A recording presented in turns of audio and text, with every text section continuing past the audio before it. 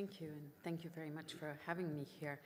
As a former member of the IAEA's Iran team, I've actually been asked on more than a couple of occasions whether the agency is up to the tasks that have been assigned to it by the parties to the JCPOA and the Security Council.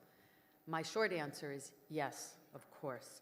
The longer answer involves an assessment of the specific demands that are placed on the IAEA. It also compels one to ask some difficult questions and to try to answer them. Will the agency be able to resolve all the outstanding questions, especially those related to the possible military dimensions to Iran's nuclear program? What if it cannot? Will that make a difference? And what are the implications for the longer-term safeguards conclusions? Well, first and foremost, the agency is responsible for verifying Iran's compliance with its Comprehensive Safeguards Agreement, or its CSA. It's an obligation independent from and which will survive the life of the JCPOA. The role of the agency under such agreements is to ensure that all nuclear material is placed under safeguards and none of it, whether declared by the state or not, is diverted to nuclear weapons or nuclear explosive devices. Under such an agreement, the agency has routine rights of access to all nuclear material and all existing nuclear facilities in the state, and to information about that material and those facilities. Now, the modified Code 3.1, which we've heard so much about recently, actually ensures that the agency will receive information about new nuclear facilities as soon as the state decides to construct such a facility.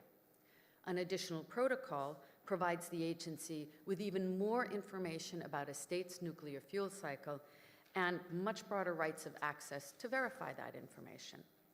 Iran's agreement to comply on a permanent basis with the modified Code 3.1 and to resume provisional implementation of its additional protocol will contribute greatly to the full and effective implementation of safeguards in Iran. The JCPOA also provides other measures that will help facilitate this task, such as the use of modern safeguards technologies, continuous online enrichment monitoring and measurement, and an increase in the number of safeguards inspectors that will be designated to Iran. Now, verifying and monitoring declared nuclear material and nuclear activities at declared locations is the IAEA's bread and butter. It does it well. The fact that Iran's nuclear program will be considerably reduced should further ease that burden. The challenge will be, as it is for any verification effort, proving the negative. The agency will have to redouble its efforts to verify not only that there are no undeclared nuclear materials or activities in Iran, but that Iran is not carrying out any activities that are prohibited under the JCPOA, such as the enrichment of uranium at undeclared locations or the production of HEU anywhere. If the agency has concerns about undeclared nuclear material or activities at undeclared locations, it certainly may request access through special inspections under the Safeguards Agreement or complementary access under the additional protocol. The JCPOA, as you know, offers another mechanism for securing access to undeclared locations. It's broader in scope, and the agency may invoke it not only to address concerns regarding undeclared nuclear material and activities, but to resolve concerns about activities inconsistent with the JCPOA. And unlike the provisions for special inspections or complementary access, the JCPOA imposes a deadline of 24 days for the resolution of such a request. But it's important for me to point out that there is no automatic exclusion under either a comprehensive safeguards agreement or an additional protocol for access to military-related locations or activities. I trust that the Joint Commission will likewise resist efforts to exclude access under the JCPOA to locations or activities simply by virtue of an assertion that they are military-related. As the DG mentioned yesterday, there's a deadline looming. What is this report all about? Well, as you touched on a little briefly, since late 2002, the Directors General have been reporting to the Board of Governors on the agency's concerns about the nature of Iran's nuclear program. Between 2003 and 2006, due in no small part to the cooperation by Iran, we made considerable progress in our understanding of their program, including the contribution by A.Q. Khan's Black Market Network. But by 2007, we had become increasingly concerned about the possible existence of undisclosed nuclear-related activities involving military-related organizations. These were referred to as the alleged studies. By mid-2008, we'd received other information. Together with the alleged studies, we started collectively referring to these as information giving rise to concerns about possible military dimensions to Iran's nuclear program, or PMD for short. After 3 years of no progress on these issues and the acquisition of still additional information that seemed to corroborate the earlier information, we provided the board in the now famous November 2011 annex with a detailed analysis of the information available to the agency and how that information served to raise questions about the existence or development of processes associated with nuclear weaponization. Following the election of its new president in mid-2013, Iran expressed renewed interest in discussions on the resolution of all past and present outstanding issues. And as the DG described yesterday, a roadmap was concluded by the agency in Iran in July of this year, which identified a number of actions and deadlines aimed at achieving that ultimate goal in 5 months.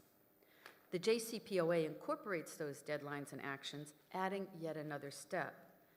The E3+3, as members of the Board of Governors, are to submit to the Board of Governors for taking necessary action with a view to closing the issue without prejudice to the competence of the Board of Governors, end quote. What are the possible outcomes? The current plan, as I understand it, is for the DG to issue his report in early December and to convene a special meeting of the board, as I understand it, currently scheduled for 15 December. What's likely to happen with the PMD issues?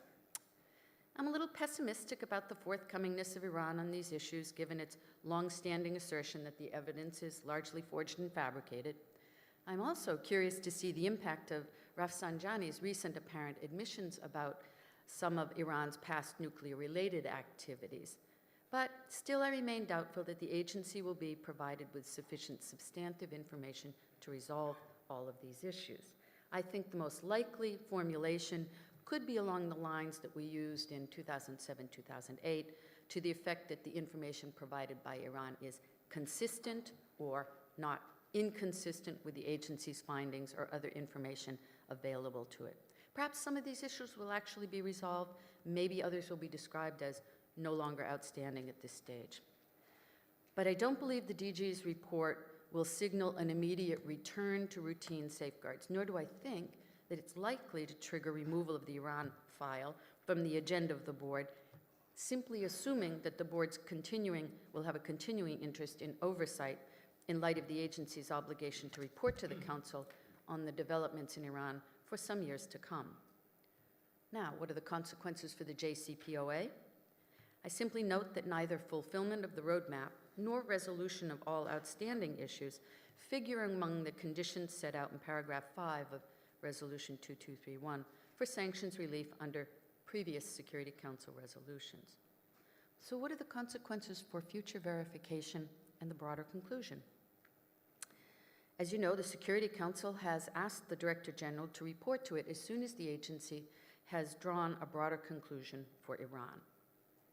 How does this normally work? How will it work in practice? Well, once a year, the agency draws a conclusion for each state that has a safeguards agreement in force and transmits these conclusions to the Board of Governors every June. If a state has a CSA with an additional protocol in place, and the agency has seen no indications of the diversion of declared nuclear material and no indications of undeclared nuclear material and activities, and, importantly, any anomalies detected in the course of its verification activities have been satisfactorily resolved, the agency is in a position to conclude that all nuclear material in the state remained in peaceful activities. This is what is called the broader conclusion. But that process takes time. We're not talking weeks, we're not talking months, We're talking years, even with an entirely cooperative state. It's really important to keep that in mind. A couple of other things to keep in mind.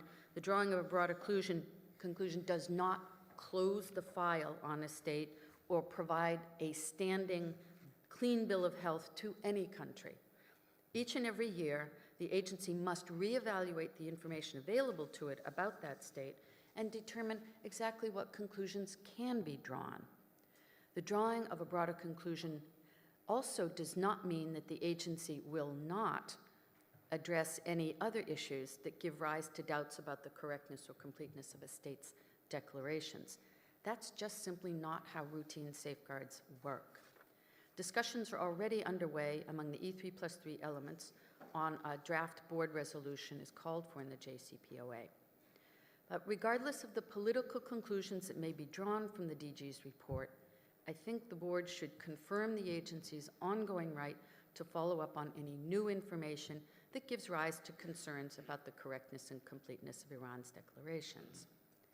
In conclusion, I think the agency is more than capable of fulfilling the technical tasks that have been assigned to it. The most significant challenge facing it will be of an entirely different nature: resisting political pressures and maintaining its technical credibility, as the DG referred to yesterday. The agency must simply let the technical chips fall where they may. It is for the member states to determine the political consequences of the agency's findings. And it is those same states that need to support the agency in its efforts.